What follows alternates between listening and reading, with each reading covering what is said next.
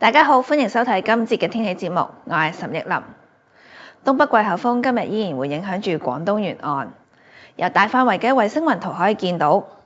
今日廣東沿岸嘅雲量唔算太多，所以喺今朝由鶴咀望出去，雲與雲之間都見到一個好靚嘅日出。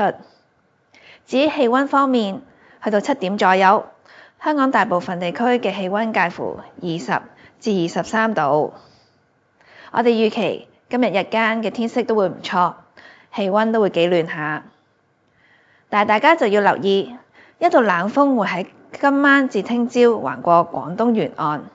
受到之後嘅強烈東北季候風同埋廣闊雲帶影響，我哋嘅風勢會變得頗大，氣溫會顯著轉涼，內陸地區會係寒冷，大家就要記得做好保暖嘅措施啦。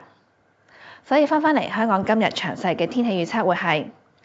大致天晴，日間乾燥，市區嘅最高氣溫大概去到27度，新界會再高2-3度。風方面係吹和緩東至東北風，晚上漸轉多雲，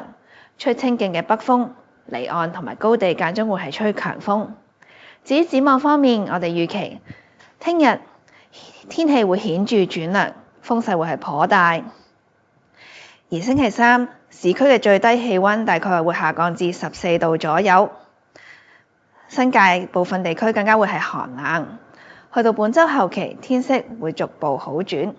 日間會非常乾燥，氣溫會逐步回升，但係早上依然都係清涼嘅。所以大家就要記得留意天氣嘅變化，做好保暖嘅措施啦。多謝大家收睇今節嘅天氣節目，再見。